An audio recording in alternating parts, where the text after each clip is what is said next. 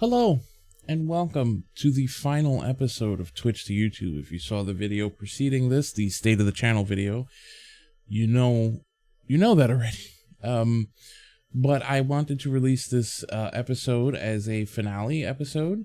It is an interview I conducted many months ago. Unfortunately, it was kind of sitting in storage, if you will, with ItsBnanapancakes, and I wanted to release this as the final episode because I feel like it was a very good interview, and I feel like she's a very wonderful content creator who, if you're not following her out there, I highly encourage you to, as I will put all her links in the description below. But I want to say thank you to not only ItsBnanapancakes for joining me on this episode and for sitting with me and being so patient and gracious with recording this months ago and then it not being uploaded. But thank you to all the guests that have been on this show, all the guests that have been on multiple times or single times, or as in the case of Fletman, to start the second season as a joke. Thank you for joining me on this journey, and thank you for watching this journey with me and investing and enjoying if you have, or hating it, I guess. But yes, this is the final episode of Twitch to YouTube. I'm OutlawMan76. I will be joined with ItsBnanapancakes in a moment. We will be going back in time, if you will. You'll notice the background might be a little different, or I might look a little different, because, as I said, this was recorded months ago. A hearty thank you to her for joining me and for being so patient. I'm OutlawMan76. If you haven't liked the channel so far, or liked the video, consider liking the video, consider subscribing, consider leaving a comment, or if you feel generous, consider hitting the notification bell to be notified when I upload new content, which won't be Twitch to YouTube, but there's new content coming. So thank you so very much. Here's the interview with ItsBnanapancake. Hello, and welcome to the conversation portion of the episode. I'm here with ItsBnanapancake. Hello, how are you? Hi, I'm doing well. How are you? I'm good. Thank you for joining us. And for those of you at home, and for Banana, it's okay if I call you Banana, right? Or shorten it to some form. Nanners is what I tend to go by. There you go. Mm-hmm. Okay, because it's kind of a long name, and I'm gonna trip up at some point. So it's easier if I have a shorter form version. But for those of you who don't know, during this, I tend to ask about 9 to 11 questions, depending, with follow-ups, and some are standard for every guest, and some are specifically curated for the guest that is on the episode. So without further ado, are you ready to begin? I am. Let's go. Okay, well, let's start simple. With a name. You kind of have, as we just discussed, it's a pretty long form name. How did you come up with the name ItsBnanapancakes? Okay, so when I was about to go to college, so this was like dating myself here, 2006, yes. It's when I entered college and graduated high school, so I think we're probably same age group. I discovered World of Warcraft from my brother, and he gifted this game into my life literally 2 months before I was going to college. So I had just made a character on his account, and then when I was going to college, I was like, no, I need this. I need my own character. I need my own account. And so I made an account, and I wasn't really sure what to name my character. So I was like, what am I listening to right now? I was not really much of a gamer at this point, so I didn't have any witty references to make when it came to a name.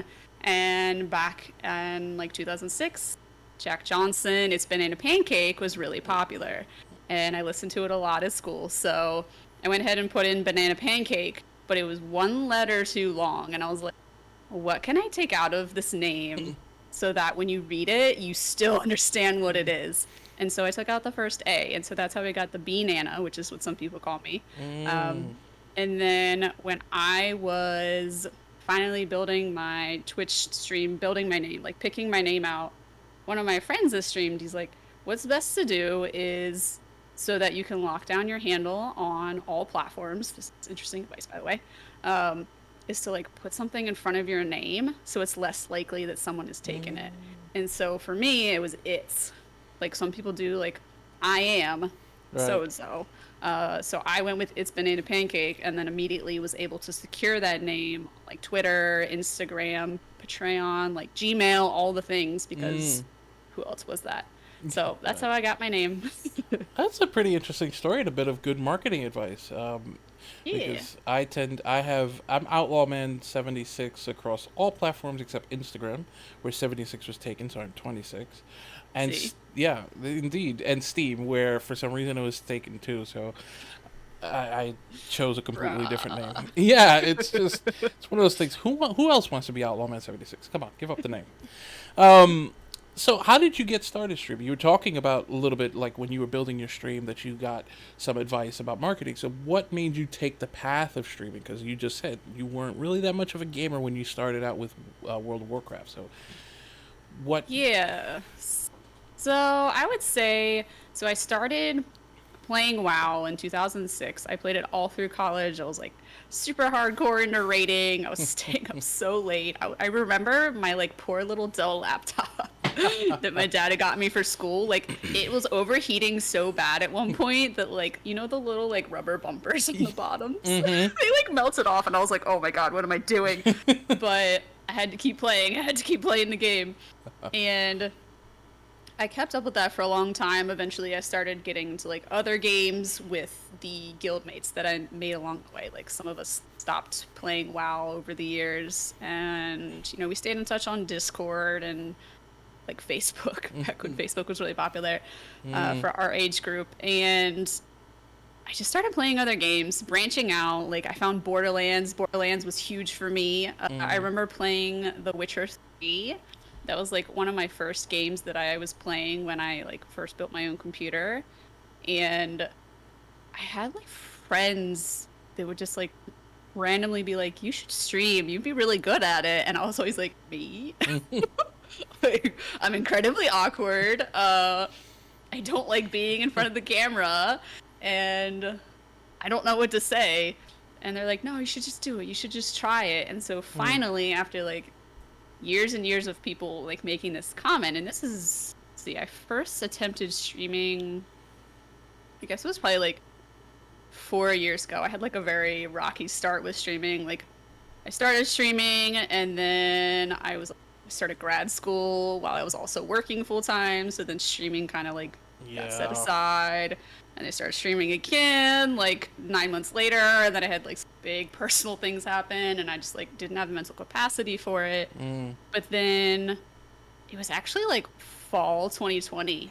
I was like, I got a new job, I quit grad school, and I was like, I have the time to do this, and I have money to build a better PC. So it's exactly what I did. And I just kind of went in on it, and I feel because I was starting to build that momentum right when the pandemic started that I was able to meet like so many other people that had also just started getting into it.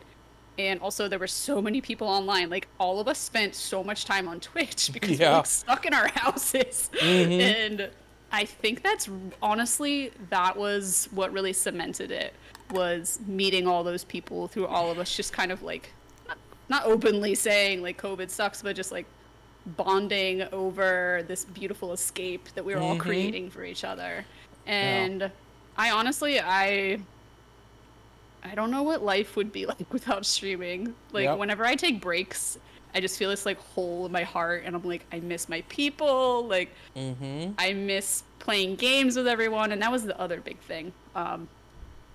I had become so accustomed to gaming with people by playing WoW like exclusively for so many years that I realized I did not enjoy playing those single player games without other people. And so the nice thing about Twitch is you can play these single player games, but you're like with friends, you're with people that are like also excited about the game, like have played it before, it can give you tips. And just being able to like do that socially was such a big part for me. Yeah, it's interesting because having done this show, I mean, this wouldn't exist without Twitch and the pandemic, and having to be shuttered inside, right?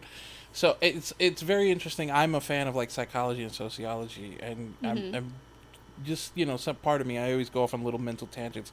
Wonder like 30-40 years ago, a whole generation of people that just became more international, got to know each other, got to meet people who they would never have otherwise met because they had to be inside. And there's all these stories of people that are just like, you know, if it wasn't for the fact that we had to be indoors and, you know, I had nowhere to go, so I just went to Twitch and I found this person and that person and people who are integral to each other's lives.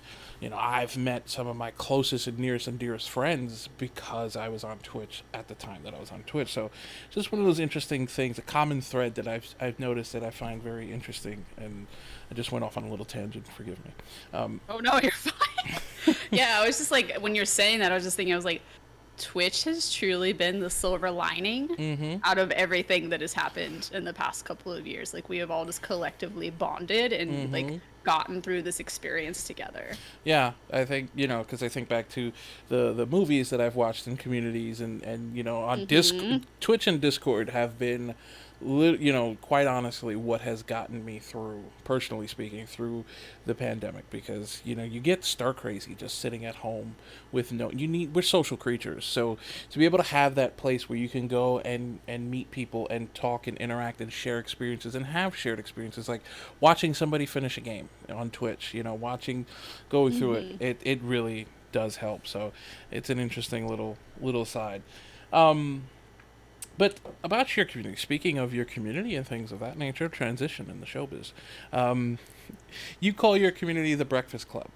So, how did that sort of start? Is it just a simple play off of the Banana Pancakes name, or is there like a deeper meaning to it? Is there? So, when I was like trying to like brand, which still learning that, but I wanted to carry a theme. And so when I built my Discord, I was like, what am I going to name this? And I was like, you know what? The Breakfast Club is fun. So the Discord is called the Breakfast Club. And one of the things that I started doing, I think it was like in 2020, was I was like, you know what? I feel like everyone always streams at night. What if I stream in the morning on the weekend? And so I started streaming. I think originally I was going live at 10 a.m. on Sundays. It's now 11 a.m. But I called it the Sunday Brunch Club because I'm like, usually at this hour you are out brunching and doing things, but because of what's going on in the world, like, we're all at home. Right. So I feel like that really cemented the idea around breakfast. And like, obviously I love breakfast. It's my favorite meals. So there's a few layers to it, but yeah, it was literally just like, the Breakfast Club it's a fun name. I like it. And it has like a very positive sort of association with it because of the movie. Yeah, I love the movie. And you know, breakfast to me is one of those things. Like, my brother is huge on breakfast. He makes big breakfasts when we used to stay at his house and everything. So, you know, having a breakfast club, I think it's a very good name. But I have seen some of your streams at night, and you did mention that you do stream in the morning. What is you find sort of the difference? Like, is there one that you prefer or not prefer? Do you feel a little bit of a difference in streaming during the day or early in the morning, or not early, but morning versus evening streams? So there's kind of like two layers to this, because personally, because I do work full time, I do not approach, this is not always, like, sometimes I do have the energy, but like, there's some days where I'm just like, I had an awful day at work. Like, I'm exhausted. I didn't sleep well the night before. Like, everything's really compounding. And I would feel that particularly in my Thursday night streams, because I've had like the whole week to just like slowly wear me down a little bit. And I just felt like, while I was happy to be there, I didn't have that personal energy that I wanted, that chattiness that I wanted to like bring to the stream. And so with the Sunday streams, I have like Friday night and Saturday night to, you know, of course the entire weekend itself, but I sleep a lot, to kind of like recharge. And so Sundays, like, I'm ready to go. I'm excited. Sometimes I stream for like 4 to 5, even 6 hours before on Sundays, and usually on weekdays I cut myself off at 2 hours. That's a bit of a bedtime thing. Yeah. But I'm also, after 2 hours, like, sometimes just out of things to say, or I can like tell I'm like getting frustrated with the game when I like normally wouldn't be getting frustrated. But as far as like the crowd goes, one of the reasons I started streaming on Mondays is I was like, a lot of people really don't like Mondays. Like Monday is like considered like the least favorite day of the week. Yeah. I want to make that better for people. I personally, and I want others to look forward to on Mondays. You know what I mean? Mm. So you wake up and you're like, oh, it's Monday, but there's Nanners is streaming tonight, so we get to enjoy that. Right. And I do feel like that has lasted. And I know like on weekends I get pretty much the same people, but on weekends, like some people can make it on weekends because during the week they might be working like the night shift. Mm. So I think having that variability gives my viewers a chance to like actually come in and see me and hang out Yeah. instead if I were just to like stream on the evenings during the weekdays. Yeah, I also feel that like because I'm East Coast time, so Europeans who watch me, it's easier for them. Like say I'm streaming Saturday, if I'm Hmm. gonna stream a Saturday evening, for example, it's easier for them to stay up on a weekend night because they are 6, sometimes 5, 6, 7 hours ahead, and versus weekdays they have to because a lot of them work or go to school or whatever they have to do. They are in bed a lot earlier, so I do think the variety of timings. But I always give credit to anybody who can stream earlier in the morning. Like Yeah. because I need like such a runway of time between when I get up and then before I actually am able to entertain and talk and stream with people because my brain does not just snap into attention like that. There's a lot of fog up here. It's an old brain. Um, Yeah, I feel that. I feel that. I kind of felt the way, and I'll admit there are some days, like especially if I like go out the day before, I am not all there, but part of the idea with doing like the brunch club theme was like keeping it very casual. mm, I know there were like in the beginning, I would just wear like pajamas. I wouldn't even put on like makeup. There's some times where I'm just like, I'm not even gonna brush my hair. Like, because the idea is that you just come as you are, mm, and it's like the equivalent of like watching the cartoons in the morning. You know what I mean? Like, we're just mm-hmm, hanging out, we're chilling, we're drinking tea, we're vibing, and we're chatting. And I tend to also play very pretty games, mm, very lighthearted games on Sundays to kind of emulate that like mm. cartoon feel. Yeah, and it works. I mean I enjoy it as a viewer, and it's one of those things that like you need that because like I don't stream on weekends, so as a viewer, especially that early in the morning, it's usually when my brain fog is starting to lift. It's nice to have that sort of cozy, relaxed sort of atmosphere to Yes. just you wake up and I have my coffee, or as I like to call it, my magic bean juice, and just relax and ease into things, ease into the day. It's a good way to start the day, in my opinion. So, if Yeah. mission accomplished, I would say. But speaking of which, you do have a very like cozy and relaxed and welcoming atmosphere in your Thank you. streams. It's true, and it's one of those things that, as a viewer, I tend to a lot of times I will lurk in a lot of streams and just sort of see how the interaction is and so how the vibe works. But so that's the vibe that I get from you. How important as a content creator is it for you to create such that sort of atmosphere, that sort of vibe? So it's pretty important for me, honestly. Mm, And I've always been the type of person, like, even in real life, I tend to remember like very random details or very random events. mm, And one of the things that like people have commented on, like, there are some viewers that I haven't seen in like 6 months, or, mm, I don't know what happened to them. I just hope they're okay. But when I come in, I'm like, oh my gosh, it's so good to see you. Like, how have you been? Is like, how's XYZ? Da da da. Like, did you finish school? Whatever they were doing when I last talked to them. And people have said that you're like, I don't know any other streamers that are like that are able to like remember all very specific details. And I've also had some people say that when they come into my stream, they feel like I genuinely want to know about their day. And it's mm. true. Like I said earlier, I like playing games with people. So for me, this is supposed to feel like we're truly hanging out. Yeah, I'll tell you as a viewer, I had very early on, and I'm talking March of 2020. I met somebody in a chat, and they streamed as well. And when I went into their stream, they remembered me and our conversation in the previous chat. Mhm. That it really does make a difference. So the fact that you do that and you have viewers that feel that way, it just goes to show the impact you make on them in their lives. And listen, I am. I always say to people, this world can be cold, hard, and cruel. So whenever you find warm, nice sources of just anything, it's good. So, GG to you on that. Thank you. So when we were setting up for the interview, we did get a little visit from a furry friend. Mr. Bill. Indeed, Mr. Bill. He's sort of somewhat of a fixture on your channel, And He is. So, Mr. Bill is 17 years old. Ooh. I have had him, he's my cat.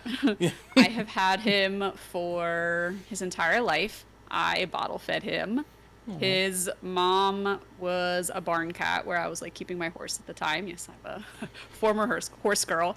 And something happened with the mom, and long story short, like we had a bunch of kittens that needed someone to take care of them. And he knew what he was doing.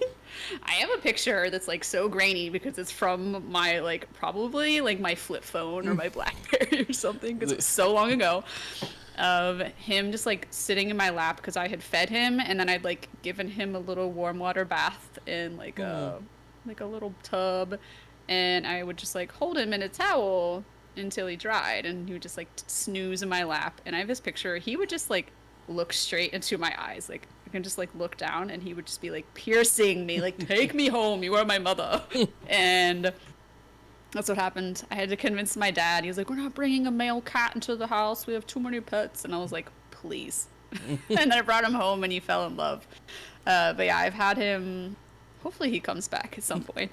But I've had him for so long, and he loves to come and visit the stream and say hello, and everyone likes to purr into the microphone. And it's just he's very much a people guy. He's like very loving, and he just purrs nonstop. People, when they like come meet him in person, they're just like, oh my god, he's so loud. I'm like, really? Because this is what I feel like cats should be like. Like, he's just so happy to be around all the time. He's amazing. I've been there in streams when he's purred into the microphone, so I do know the purring you're talking about. Has he always sort of been like a fixture of the stream? Like, he's just always had free reign to come by when you first started streaming, or is that something that's more happened as you went along? So he would come along like when I first started, and when I was living at my last place, I had like a bill cam because right next to my computer desk was a radiator. So in the winter, when the radiator was, he would like, it was a little like, and sleep. So I was like, I'm gonna put a camera on this. And we did have the bill cam, and that was really enjoyable. And he would jump on the radiator and then like walk across my desk and sit on my lap. And there are times that I have like treat redemptions on, but at this point it's interesting like how your relationship like just evolves over time with your pets. He doesn't need treats anymore to like feel enticed. He just likes to come over, especially when we're doing like the chat before we get into the game in a stream. He like picks up on like the warmth and excitement, and he has to be a part of it. He gets FOMO. So I'll just like hear him kind of like patter over, and he comes up to my lap and hangs out. But he's definitely become more of a celebrity recently. Yeah, I mean, well worth it. I'm a huge I'm a huge animal person, so I love all kinds of critters, furry, feathered, or scaly. I know a friend who has like a bearded dragon in her background. They're so cute. They are incredibly cute. So I am a huge animal person. So it's really cool to see. And as you said, the FOMO thing. As soon as we started doing this, he came by and just sort of inspected. Yeah, and was like, "What's going on?" Okay, Yeah. I also have a friend who, anytime she sits in her streaming chair, her cat will sort of just meow for her attention. It's so cute. They I are. love animals. Same. You can always get me with animals. So you spoke about how Borderlands was big for you and everything, and now you're streaming Resident Evil. You're going through that for the first time. So what sort of is the process for deciding what games you're going to stream? Is it just what you want, or is there community involvement? Is there a process of like, maybe this is something I want for me versus something I want to put on stream, that sort of thing? So this is like a multi-layered question. I feel like when I first started streaming, you know, they always say play what you enjoy because people pick up on that joy. So in the beginning, I was streaming like Borderlands, Witcher 3, and there was a good period of time, I think it was like 2020, that the Shadowlands expansion came out for World of Warcraft WoW.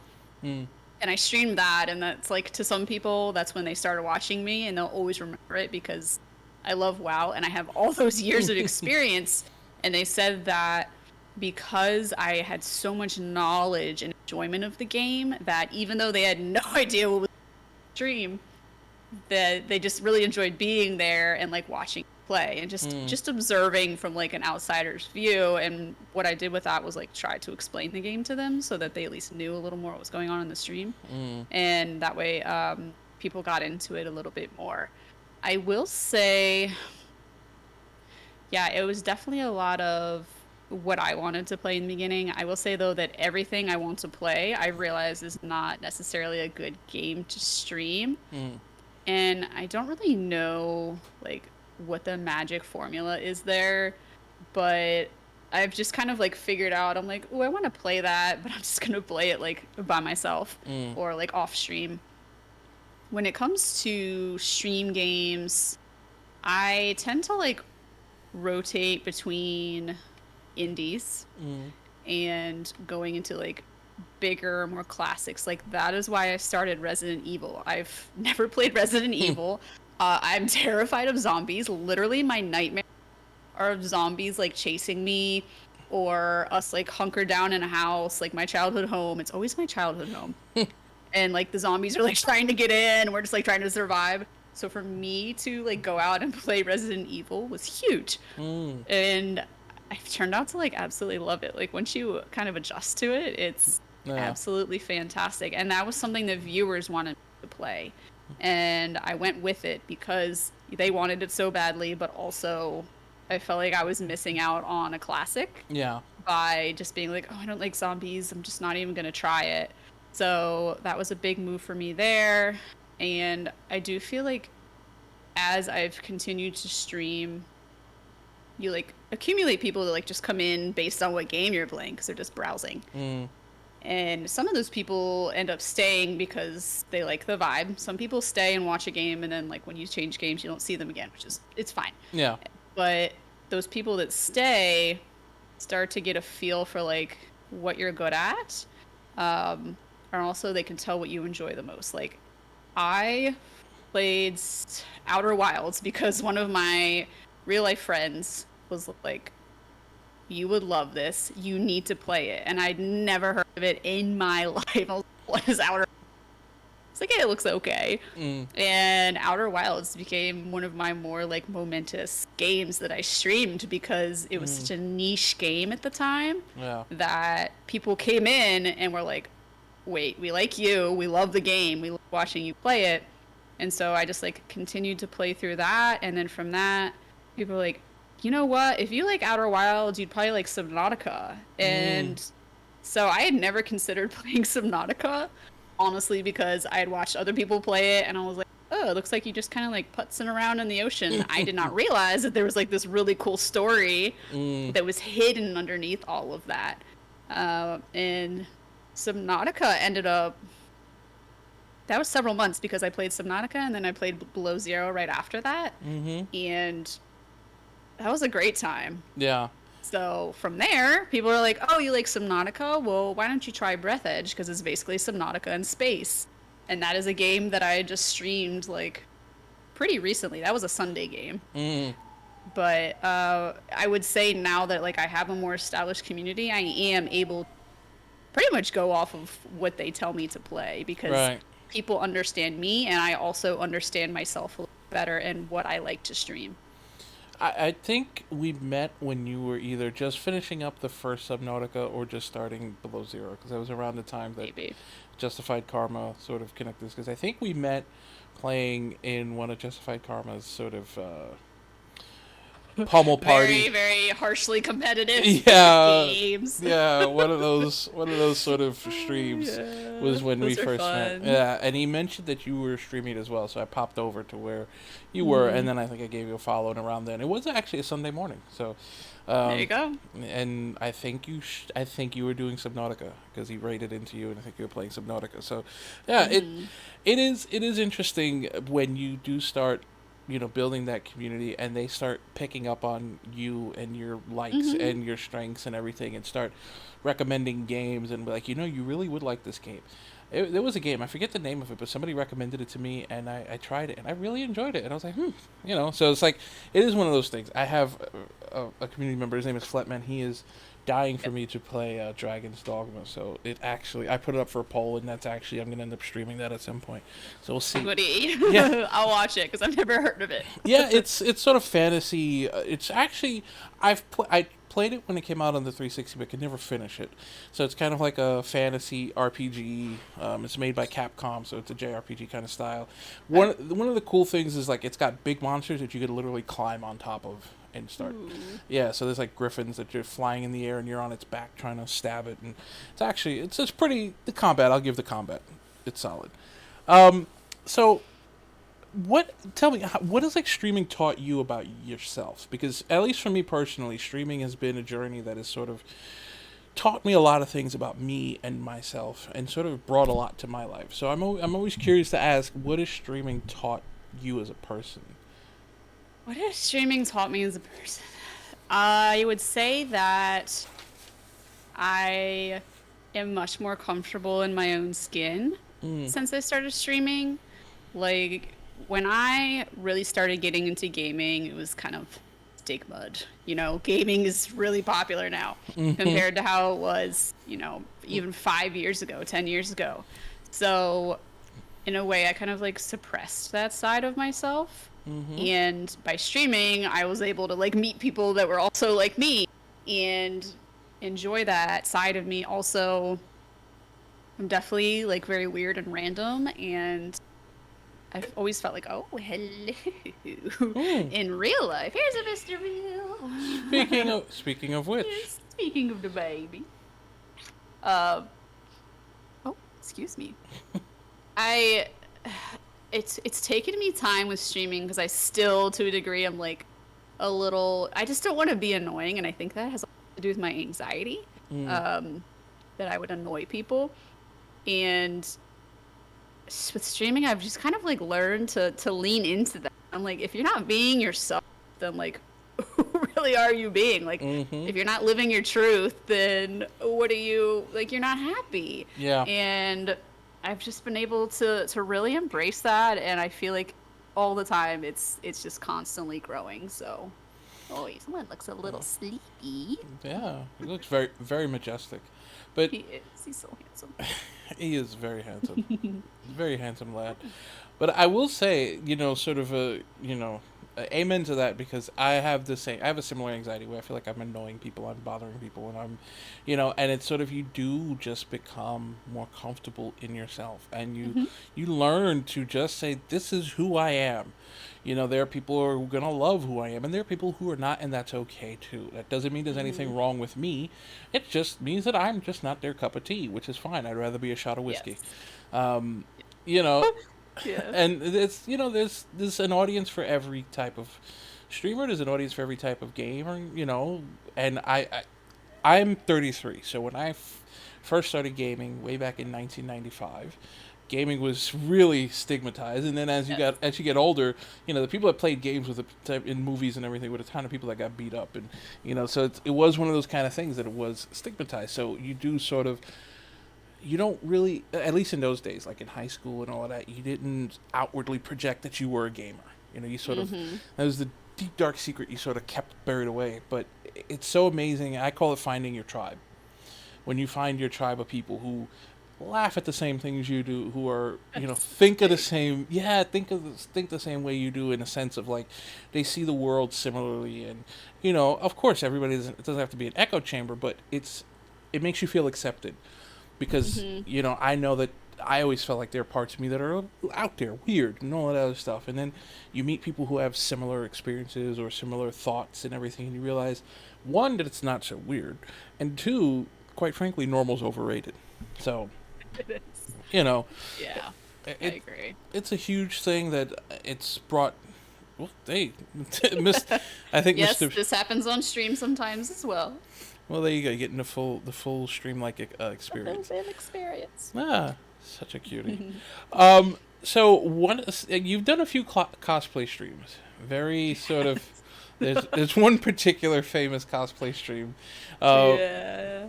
So how do you feel like sort of being like a content creator? How much do you enjoy being able to produce that sort of content where you could sort of just step out of yourself for a moment and sort of, in a meme way, take on a different personality and sort of cosplay and do all of that?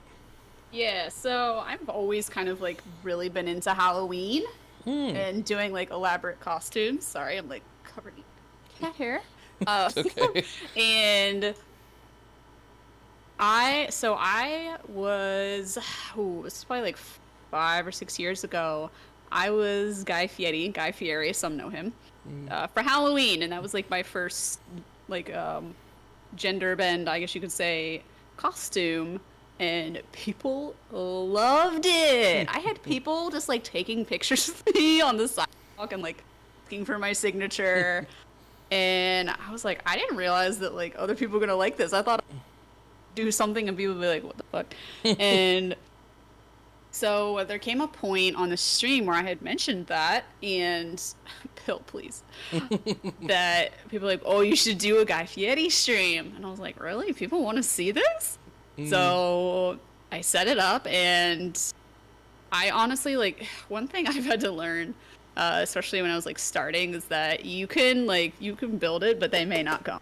Yeah. And I was like fully expecting no one to be there, and people loved it. They absolutely loved it. I did like a hot wings challenge, and I like ordered a bunch of wings, and I had like various hot sauces, and my roommate even made me this like insanely spicy hot sauce, and so people could like throw in, I think it was like bits or something, and I would do like a dab of the hot sauce on one of the wings and eat it on stream. And I think we were playing like Fall Guys. This is right when Fall Guys came out. So all of us were playing Fall Guys together, and it was such a good time. I'm so grateful that people loved it. And I have done like a second Guy Fieri stream, and since then, I know for one of my Halloween streams, I did the Shadows, and a lot of folks really enjoyed that. But I would say that they're definitely a lot of fun. It's just a lot of planning. Yeah. Like obviously you can just dress up and stream, that's fine. But like I feel like if I'm gonna do something like that, I want there to be like related redemptions, maybe some sort of theme to the game, things that really kind of like immerse the viewer a little bit more than just like watching someone in cosplay. Does that make sense? Yeah. Absolutely. So I can see like the cat hair flowing everywhere. But that I want to do another one soon. That is like on my to-do list for streams. But the Guy Fieri they're very iconic. A lot of people reference them. I was looking through, when I was setting up to do this and everything, I was looking through some of the clips, and I did see one of the Guy Fieri clips, and I will say, that is a very well done cosplay. Like, it is very well done, And I mean, listen, dressing up is not something I'm really good at. Basically, for Halloween, for the last, 25 years, I've been a mobster because that's the look that I have. I just put on a tie and a dark-colored shirt, and I look like I'm in the mob, for better or for worse. So I just put on sunglasses and a fedora, and I'm good to go. So cosplay has never been something I've been able to pull off, but I'm always fascinated when I see cosplay streams. And it's really cool that you have the approach that you do, where it's like, you're not just going to put on the costume and that's the thing. It's the related redemptions. It's the theme. That is really, for a viewer, I feel like that is really, really cool. So we look forward to more cosplay streams, and the fact that you want to do more makes us as viewers excited. Well, so we've come pretty much towards the end. We have one more question, and I've started asking this question midway through the first season of this show. And I've gotten quite the interesting set of responses. Most of the time, it stumps people, and I get like a lot of and ahs, and then I get incomplete answers. There have been some, I'll give credit, that I've been able to answer it pretty quickly, so we'll see what camp you fall into. Okay. Tell us the favorite stream you've done. My favorite stream. Mm-hmm. Honestly, probably the first Guy Fieri. It was really the first time that I had done something on stream that I was uncomfortable with. Like the idea of me 2 years ago dressing up as Guy Fieri and like taking on his voice like the best that I could and kind of like getting into character, like getting out of my own skin, but knowing that literally anyone could walk in and watch. But also anything that goes on the internet stays on the internet forever. And I was just like so paranoid that it would like go wrong or like no one would show up. And the fact that it just went so well, and we streamed for hours and hours, and it's like my face hurt the next day because I was laughing so hard, and I was just smiling the entire time. That was like easily a very like early highlight for me. Well, it's amazing, and you fall into the camp who was able to answer it relatively quickly. So you are in the top 5% of guests. So congratulations. Do I get an achievement? You get an achievement here on this show for what it's worth. So there you go. I'll mail a certificate. But you have indeed survived the interview. We've come to the end. Thank you so much for joining us. It's been amazing. I had a lot of fun, a lot of good insights, and some marketing tips for anybody who's out there who's thinking about streaming. So thank you again to It's Banana Pancakes or Nanners, whichever you prefer. Thank you so much for joining us. And thank you for having me. Of course. I'm glad you had fun. I'm glad you enjoyed yourself. And I'll be back with the conclusion of the episode. Once again, thank you to Banana Pancake for joining us, and I'll be right back. And thank you to It's Banana Pancakes for that interview and for joining me, and thank you for watching.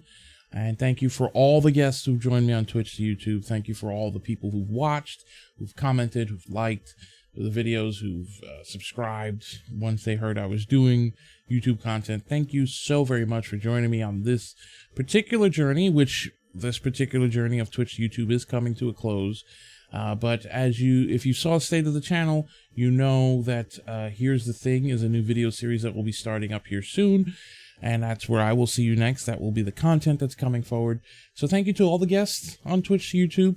Thank you to all the people who watched. Thank you to all the commenters. Thank you to everybody who was a part of this journey.